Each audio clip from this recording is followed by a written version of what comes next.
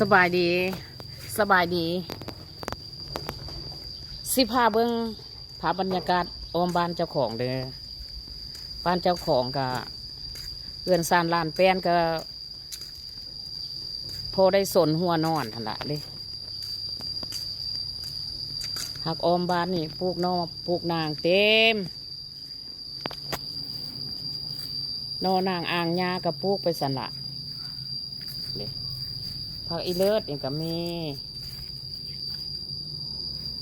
ผักอีเลิศงาม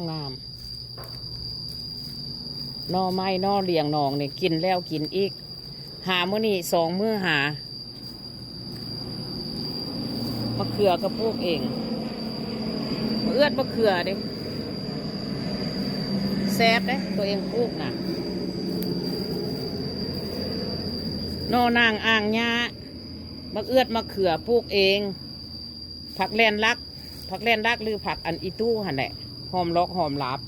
พอได้ใส่ออกใส่แกงบะกล้วยก็ขงกำลังตึงเขือ2 เขือ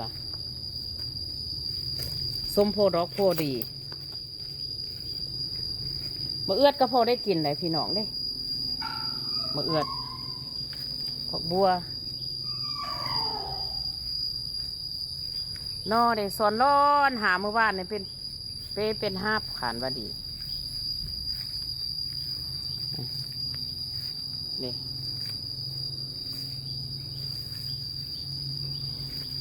นอซัมสิเกนนอใหม่นอนว่าง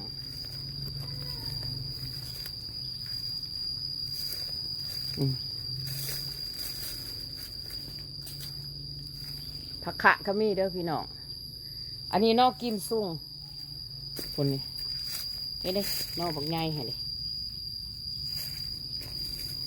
เรื่องนอกก็พอได้กินอยู่พี่น้องเอ้ยอันอื่นก็บ่มีละหาอยู่หากินไปมักม่วงนี่เป็นร้ายก็เป็นภาระล้นปึกโลน้วยหนึ่งเป็นกิโลพุ่นแต่ว่าล้นลงมาบ่เป็นตากินบ้างไหมพี่น้องบ้างไหมนี่หน่วยบักใหญ่7 ขีด 8 ขีดล้นมาแล้วหนาวแล้วดิพุ่นหนาวแล้วก็แมงวันตอมก็ได้เมียน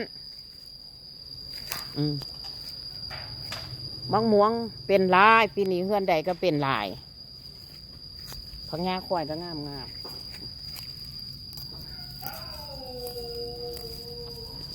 ผักงาควายเด้อพี่น้องมังม่วงเป็นลายก็ล้นลงปึกปักได้เมียน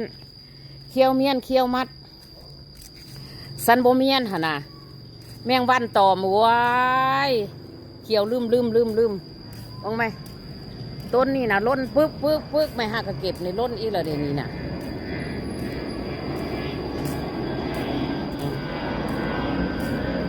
อันนี้เก็บไว้นี่กระอัดทงยางไว้สันโบอัดหันแมงวันตอมนอนี่โบแมนนอเฮาเด้อนออยู่ตลาดสอนซื้อมาผักแหวนมาซุปกินจังสันหลับพี่น้อง